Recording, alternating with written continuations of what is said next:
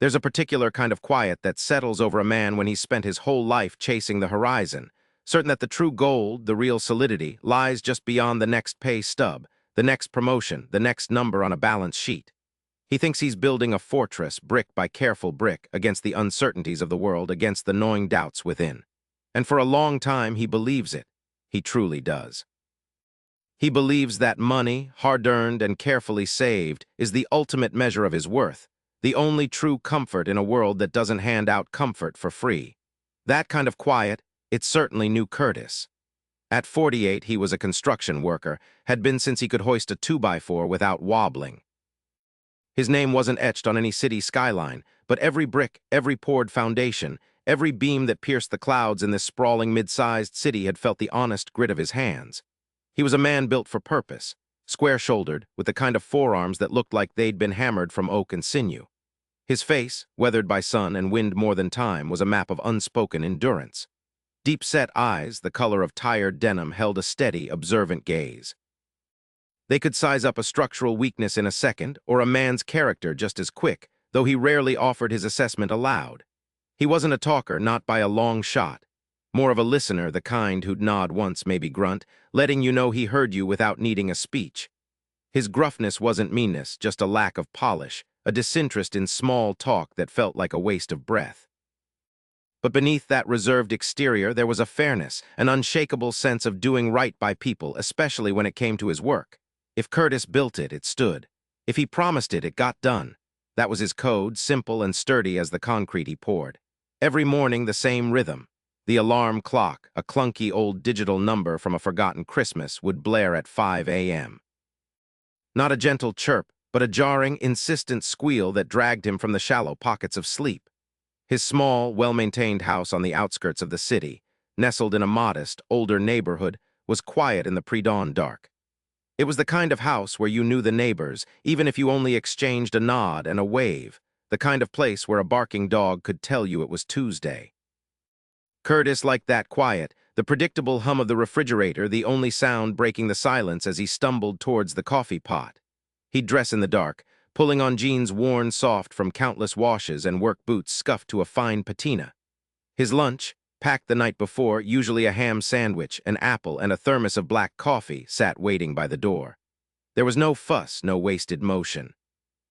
Just the steady, deliberate movements of a man preparing for another day of earning. For Curtis, life was about providing, about keeping the wolf from the door, about making sure that whatever financial safety he had managed to painstakingly build wouldn't crumble. That belief, that deep-seated conviction that money was the ultimate fortress, was the foundation of his entire existence. They say a man spends his life building something. A house, a career, a reputation. For most, somewhere in that striving, they start to believe that the bigger the pile, the stronger the walls, the more secure they'll finally be. That peace, they reckon, comes wrapped in a ledger sheet, signed and sealed with a fat number. They chase it, all right. Not for greed, not always. Sometimes it's just for the quiet assurance that no wolf, no matter how hungry, can claw its way through the front door. Curtis, at 48, was one of those men. His face, etched with lines around the eyes like the cracks in cured concrete, spoke of long days under an unforgiving sun. His hands, calloused and thick-knuckled, were his tools, testament to decades of honest labor. You could see the strength in them, the ability to lift, to shape, to endure. But if you looked close, beyond the grit and grime that never quite washed away, you might catch a flicker of something else in his gaze, a quiet weariness. A hint of something unsaid, like an old house holding forgotten stories behind its sturdy facade. He was a man built for work, reliable as the sunrise, but also one who carried the weight of the world mostly in silence. His commute to the job site was usually before the rush, the sky still bleeding faint colors in the east. The city was a slumbering giant, waking slowly to the drone of his old pickup. He'd grip the steering wheel, knuckles white sometimes, the familiar rumble of the engine a steady counterpoint to the calculations already running through his head. Always the numbers. The cost of new shingles needed for his mother's shed, the unexpected dental bill for his niece that his sister was struggling with, the rising grocery prices, the gas tank that seemed to empty faster every week. Each number of brick in that fortress he was constantly shoring up. A dollar earned a dollar immediately assigned a purpose. He wasn't extravagant, never had been. Every penny was accounted for, a soldier deployed against the endless tide of expenses, or meticulously stacked into the dwindling savings account. On the site, the air filled with the roar of machinery, the sharp clang of steel, the acrid scent of asphalt heating in the sun, or the earthy smell of freshly turned soil. Curtis moved with a practiced economy, his movements precise, his instructions clear, his eyes missing nothing. He'd direct a crew of younger men, his voice gruff but fair, often the first to grab a shovel or a hammer if it meant getting the job done right and on time. There was satisfaction in seeing a structure rise from nothing, knowing his hands had helped make it real, made it strong, made it last. But underneath that undeniable pride in his craft, there was a steady, quiet drone of monotony, the feeling of the same sun rising over the same dusty site, day in and day out, year after year. It felt like walking uphill endlessly just to stay in place. He often worked through lunch, or sat alone in the cab of his truck, the hum of the engine offering a thin shield against the world. His sandwich, usually a ham and cheese, sat untouched for a few minutes while he stared at the half-finished blueprint of his life, or simply out at the swirling dust motes in the sunlight. There was a small, persistent ache in his chest, a longing he couldn't quite name, always pushed down by the relentless practicalities of the day. He'd always imagined a different path, maybe something with a bit more warmth. A family of his own, a partner to share the quiet evenings, a deeper bond than the respectful but distant relationships he maintained with his aging mother and busy sister. But that had always taken a backseat to the relentless pursuit of financial security. Providing, he told himself, was his purpose. If he had enough, truly enough, then everything else would fall into place, wouldn't it? He'd convinced himself that financial solidity was the pathway to everything good, every happiness. But secretly, underneath all that unwavering work ethic and practical problem-solving, a quiet worry gnawed at him. What if all this providing wasn't enough?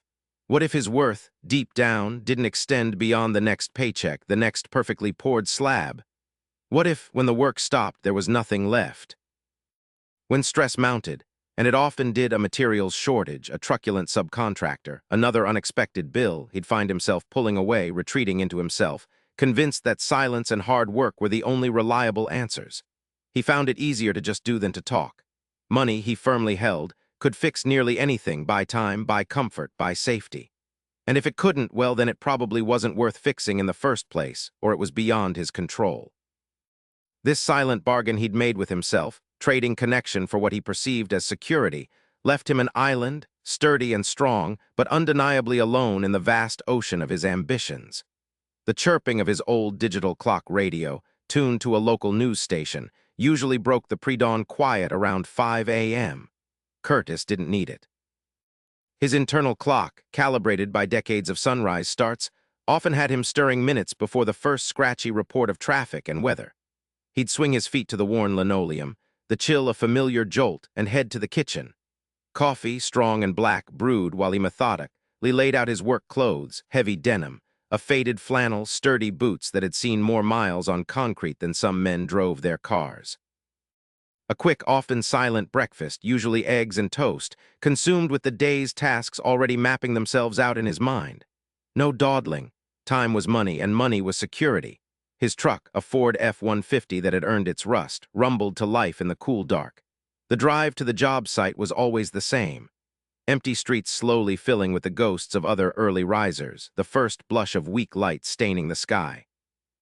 He'd see the same faces at the local diner's drive-thru, catch the same radio jingles, feel the same sense of anticipation for the day's grind. Curtis was a foreman for a mid-sized construction company, a reliable workhorse. He was good with concrete, with steel, with the honest bones of a building. He could read blueprints like a novel, predict how a structure would settle, how the weight would distribute.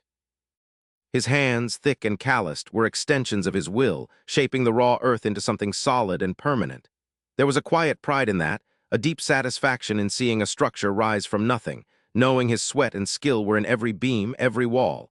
But the pride was often shadowed by the relentless hum of financial pressure. Every paycheck had its destination before it even hit his bank account. Mortgage, utilities, the car payment. A portion automatically wired to his mother's account, another tucked into the emergency fund that felt perpetually half-empty, always chasing some new phantom expense. He tracked it all on a yellow legal pad, the numbers etched in his mind, a constant tally of what was owed, what was needed, what might be needed. There was rarely enough left over for anything frivolous, anything that wasn't a calculated investment in his future security. Leisure was a luxury he couldn't quite justify when there was always another shift, another weekend project, another way to stack a few more dollars against the ever-present anxiety. Beneath the rhythm of his disciplined life, a different kind of quiet gnawed at him. It wasn't the kind of quiet he chose, but the kind that settled in when the tools were put away and the house was still, a heavy blanket of unspoken thoughts. He'd often catch himself staring at the old, faded photograph on his dresser, him and his sister, much younger, laughing, his arm around her. A different life, perhaps, imagined long ago. A family of his own, a partner to share those quiet evenings, a home filled with more than just the echoes of his own footsteps. Those were the dreams he'd buried under layers of cement and steel, telling himself they were impractical, luxuries he couldn't afford, not yet. He de-promised himself that someday, when he had truly made it, when the numbers on that legal pad were truly safe, then he would allow himself to seek those connections. But the worry wasn't just about the numbers, though that was always a prominent hum in his skull. It was about him. What if the ability to provide was all he had? What if, stripped of his work boots and hard hat, of his role as the reliable builder, he was just less? A man without a story, beyond the one written in sweat and concrete dust. He feared that his worth was entirely transactional, tied to his output, his dependability, his strength. This fear made it harder to reach out, to open up. His solitude wasn't always a choice. It was often a default, a retreat when the quiet worry became too loud or the longing for something more too sharp. Better to just focus on the task at hand, the tangible, the solvable.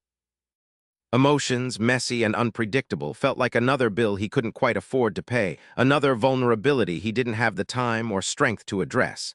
He built walls around himself just as surely as he built them for others. Solid, dependable, and utterly unbreachable. It was a Tuesday afternoon, a rare stretch of sun in what had been a cloudy week. Curtis, as was his habit, found a patch of shade in the small city park not far from the site he was working on, the roar of the excavators a low rumble in the background. He unwrapped his usual sandwich, a meticulously planned ham and cheese on rye, his eyes scanning the newspaper he'd picked up that morning. The world news, the local sports scores, the classifieds, all just noise, really. A way to fill the 15 minutes of quiet. He was halfway through a column on municipal budget cuts when an old man shuffled into his peripheral vision. Not homeless, not exactly, but not exactly put together either. A rumpled suit, expensive material, but clearly slept in, a tie askew. The man had kind eyes, though, the kind that had seen a lot and perhaps understood more. He eased himself onto the bench a few feet from Curtis, sighing with the weight of years. "Good day for it, eh?" The old man rasped, his voice surprisingly deep like gravel sliding down a chute. He wasn't looking at Curtis, just up at the clear blue sky. Curtis grunted, a non-committal response he'd perfected over decades. He usually didn't engage with strangers. Too much effort. "Sun's a blessing," the old man continued, undeterred, turning his gaze towards Curtis now. "Especially when you spend most of your life indoors under fluorescent lights chasing ghosts." Curtis lowered his newspaper a fraction. "Ghosts? What kind of ghosts?" he asked, against his better judgment. The old man chuckled, a dry, papery sound. "The kind with zeros behind them. The kind you think will make you happy, make you secure, make you something you're not." He paused, looking around the park at the young parents pushing strollers, the kids chasing pigeons. "See all this? Simple pleasures, laughter, a shared moment. Most of my life, I traded those for bigger deals, bigger buildings, bigger numbers." He gestured vaguely towards the gleaming glass towers in the distance, one of which Curtis knew housed the headquarters of a sprawling multinational corporation. "I own most of those, you know." Curtis blinked. The rumpled suit suddenly made a different kind of sense. This wasn't just some eccentric old-timer. This was the Langdon Thorne, the name plastered on foundations and philanthropy columns alike. Man was a legend, a billionaire 10 times over. "What good did it do me?" Thorne asked, his voice suddenly thick with a profound sadness that seemed to seep into the very air. He pulled a worn leather wallet from his jacket, not to flash cash, but to pull out a single, faded photograph. He held it out. "My wife, Helen, she asked me just once, to take a weekend, to go fishing, just us. I said no. Too busy, honey, next time." There was no next time. Died 3 months later.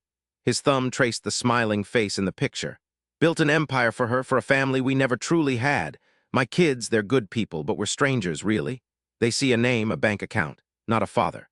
The words hit Curtis like a cold chisel to a concrete block he thought was solid. Langdon Thorne, the man who had everything, sat there, a hollow ache in his eyes, clutching a faded photo like it was the last piece of warmth in his lonely world.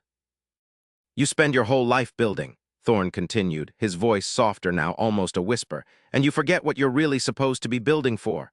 You chase after what you think is solid, what you think defines you. But it's not the bricks, son. It's not the steel.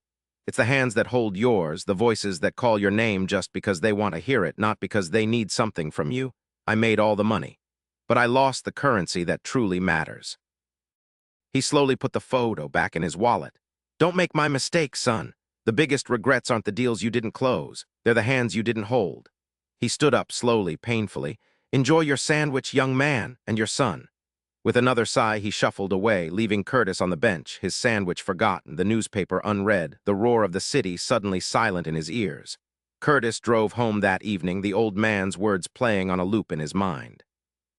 The quiet hum of his small house usually felt like a shield, a sanctuary after a long day. Tonight, it felt like an echo chamber. He went through the motions, showered, ate a simple dinner, meticulously laid out his work clothes for the next day. But the usual rhythm was off. His meticulous planning, his carefully constructed walls, felt flimsy. He lay in bed, staring up at the ceiling, long after the moon had climbed high and began its slow descent.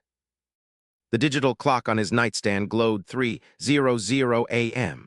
3 o'clock in the morning, the hour when the mind plays its cruelest tricks, when worries amplify and truths strip bare. What good did it do me? Thorne's voice was right there in the quiet of his room. Curtis saw the billionaire's face, etched with a loneliness that no amount of money could fill. And then, terrifyingly, he saw himself. Not with billions, no, but just as alone. He thought of his mother, whose calls he sometimes let go to voicemail, promising himself he'd call back later, always later, when he wasn't so tired, when he wasn't so focused on saving that next dollar. He thought of his sister, her invitations to Sunday dinner, often met with his excuse of an extra shift, a project he couldn't leave. He told himself he was doing it for them, providing a safety net. But what was he actually providing? Absence. The fear that usually sat as a dull ache in his chest, the fear of not being enough, of losing his financial footing, suddenly shifted. A new, sharper fear took its place. The fear of being Thorne, decades down the line, sitting on a park bench, drowning in regret. What if his ultimate measure of success, that legal pad filled with numbers, was actually a scorecard of what he'd missed? He rolled onto his side, the cool pillow a small comfort against his burning face. He'd spent his whole life building, brick by laborious brick, telling himself that someday, when the financial fortress was complete, he would open the gates to connection, to love, to a full life. But what if by then everyone had left? What if the fortress was so strong, so impenetrable, that even he couldn't get out? The walls he'd built around himself, the ones he thought protected him, suddenly felt like a prison. He felt a profound, aching emptiness that went deeper than any exhaustion from a long day's work. He felt it in his bones, in the silence of his room, in the beat of his own solitary heart. He was already a builder of walls, not bridges. He was already paying the price. The quiet enough wasn't a whisper. It was a cold, hard stone dropped in his gut. This wasn't living, just existing, building a tomb of cash while the world and the people who mattered drifted away. No blueprint for bridges, but one thing was terribly clear. He couldn't keep doing it this way. Not one more day. Next morning, 5:00 a.m., alarm blared. Habit screamed, "Road!" But the hollow ache stayed. His thumb hovered over his phone. His mother, almost a week. He always waited for her, or for Sunday. His finger shook, scrolling her name. Foreign. What to say? Just checking in, Ma. Simple, yet his throat tightened. He almost quit, excuses rising like dust. But Thorne's lonely face. He took a deep breath, pressed. The ringing echoed in the silent house, a thunderclap against his resolve. Then her sleepy, surprised voice. "Curtis, is everything all right, son? Curtis, is everything all right, son?" Her voice, raspy with sleep, held that familiar thread of worry. He mumbled something about just calling, seeing how she was. Awkward. He hadn't really thought past making the call. She talked about the weather, about Mrs. Henderson's cat, about a new coupon book. He listened, really listened, for the first time in what felt like years, not just nodding while half planning his day. When they hung up, a strange quiet settled in his chest, not empty, but different. A small, almost imperceptible warmth. A crack in the fortress. That was day one. Day three, the old habits fought back like a cornered dog. He found himself scrolling through market reports during his lunch break, fingers itching for overtime sign-up sheets. His sister, Sarah, texted about her son's school play. He'd usually just thumb a quick thumbs up and maybe send a 20 in the mail, but Thorne's ghost sat on his shoulder whispering about missed curtain calls, about silence at holidays. He forced himself to type a full sentence. "What time? I'll try to be there." The words felt heavy, alien. He actually had to remember his nephew's name. A pang of shame hit him, cold and sharp. The battle raged mostly inside his own skull. Every morning, the thought of picking up the phone to call his old friend Mike or just stopping by his mother's on the way home felt like lifting a cinder block with his teeth. What's the point? His old self snarled. They're fine. You're busy. Money talks, Curtis, not small talk. He'd catch himself staring at the pile of bills on his counter, the figures on his bank statement, and the old instinct to just work harder would surge, a powerful current dragging him back. He almost didn't go to the school play. His truck was already pointed towards the highway, the shortcut home. But Thorne's face, etched with that profound regret, flashed in his mind. He gritted his teeth, made the turn, took the longer route. Sitting in that crowded school auditorium, watching his nephew stumble over lines, he felt a flicker of something he hadn't in ages. Simple, unburdened joy. Day 7 was a rough one. He'd planned to visit his mother, but a last-minute job came up, good pay, cash in hand. The old Curtis would have taken it without a second thought, justifying it as providing. He hesitated. The money was a siren song, promising security, promising freedom. He could call her tomorrow, he reasoned. What difference did one day make? He took the job, spent the afternoon on a roof, sun beating down, hands aching. The cash felt good, heavy in his pocket. But on the drive home, the satisfaction was hollow. He called his mother that night, full of excuses. She was gracious, understanding. Her gentle, "Oh, that's all right, son, another time," felt like a reprimand, not because she meant it that way, but because he knew he'd failed. He'd chosen the dollars over the connection, just like he always did. The fortress felt a little stronger, a little colder that night. He was angry at himself, and that anger was exhausting. He wanted to quit. Badly? This new way of living was draining him more than any double shift ever had. It was easier to be alone, to focus on the tangible, the solvable problems of a leaky pipe or a wobbly foundation. Relationships felt messy, unpredictable. They demanded something he wasn't used to giving, himself without an agenda, without a price tag. There were moments he'd slump onto his couch, too tired to even cook, and the old familiar worry about money would creep back in. Is this worth it? Am I just wasting time? He'd catch himself almost reaching for his phone to check stock prices, to calculate projected overtime. The urge to fall back into his old, comfortable, solitary grind was constant, a heavy drag against every step he tried to take forward. He felt like he was slogging through mud, hauling something invisible but immensely heavy behind him. But then, he'd remember the billionaire's vacant eyes, the quiet admission of a life of triumphs and profound emptiness. He'd remember the warmth of his mother's voice, the genuine, unforced smile on his sister's face at the school play. He hadn't built any new bridges yet, but he knew he couldn't let the old ones crumble. So he kept going. Slow, clumsy, but determined, like a man pushing a heavy cart uphill. It wasn't a sudden light switch, no big thunderclap in the sky. It was more like a flickering bulb in a forgotten corner of his mind, slowly, almost imperceptibly, beginning to glow brighter. Around the 3rd week of his clumsy, uphill climb, something nudged loose inside him. He picked up the phone to call his mother, not to check on her bills or remind her about an upcoming doctor's appointment, but just because it was Tuesday and he'd promised. He braced himself for the usual updates about the weather or the price of groceries. But she started talking about Mrs. Henderson's prize-winning roses down the street, describing their deep crimson petals and how the new postman, a young kid with a hesitant smile, looked just like her cousin Earl from Ohio. For the first time, Curtis didn't try to steer the conversation back to something productive, something he could solve or fix. He just listened, really listened. He heard the slight, almost imperceptible tremor in her voice when she chuckled, the way she paused for a beat before recalling a detail from 50 years ago, and when she finally said, her voice soft and heartfelt, "It was good to hear your voice, son. Really good." Something warm and unfamiliar settled in his chest. Not a grand, earth-shattering revelation, just a quiet warmth, like the last embers of a campfire on a cool night. A few days later, his sister Maria called, her voice tight with a familiar edge of panic. Her youngest, Leo, had spiked a fever at school, and she was stuck at her office, her car unexpectedly in the shop with a busted alternator. Old Curtis would have immediately thought of the most efficient solution. Offer money for a taxi, maybe grumble internally about her lack of planning or give practical, unsolicited advice. But new Curtis, still a bit rough around the edges, surprised himself. Without conscious thought, the words were out. "I'll be there in 20, he said, hanging up the phone before he could overthink it, before the old voices of obligation and inconvenience could start their whispers. He drove across town, the familiar route feeling different, less like a chore. He picked up a quiet, sweaty Leo from the school nurse's office, the boy's small hand feeling hot and vulnerable in his own large, calloused one. At the doctor's office, he sat patiently in the waiting room, listening to the doctor's calm assurances, and then gently held Leo's hand again as the nurse gave him a shot. Maria arrived, breathless and apologetic, her face etched with worry and gratitude. She saw him sitting there, his big hands looking oddly gentle on Leo's forehead as the boy drifted off to sleep. Her eyes, usually so harried, softened. "Curtis," she said, her voice catching with emotion. "Thank you, really."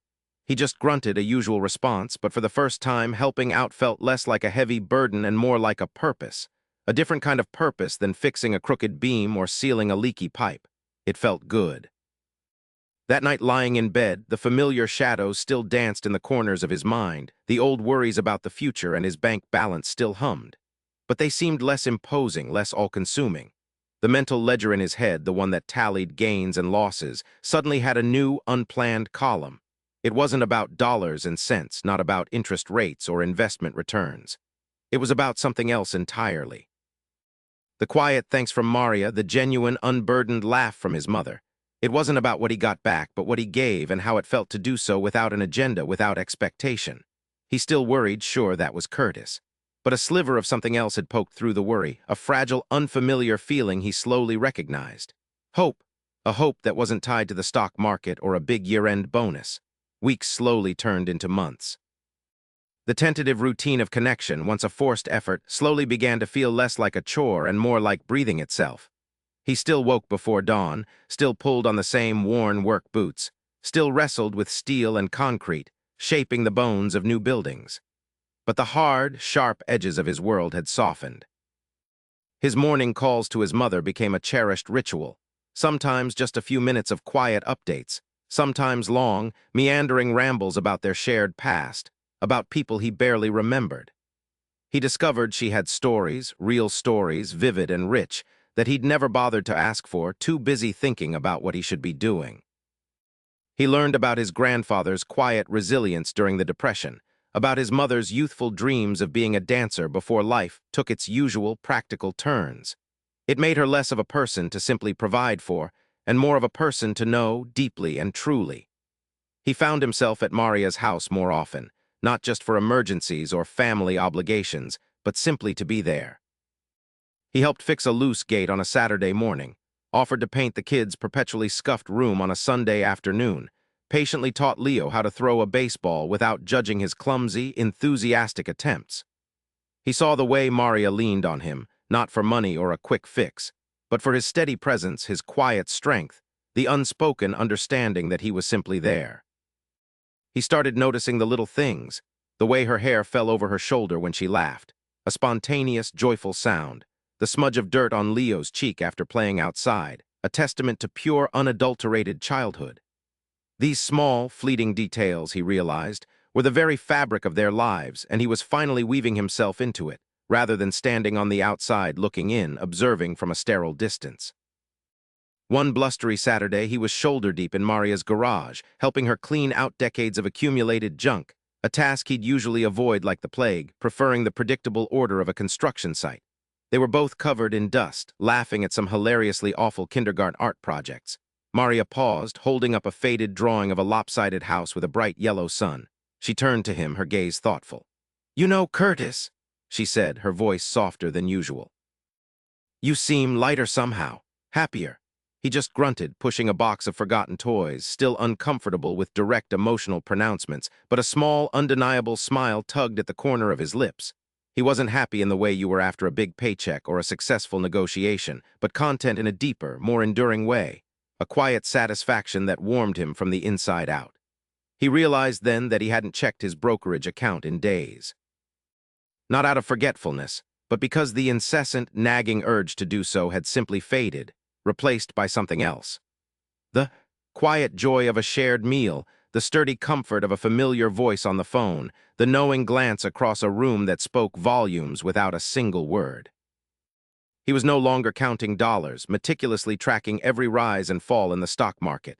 He was counting moments, a shared laugh with Maria over a burnt casserole, the feeling of his nephew Leo's small hand in his, the genuine smile on his mother's face when he just showed up, unexpected.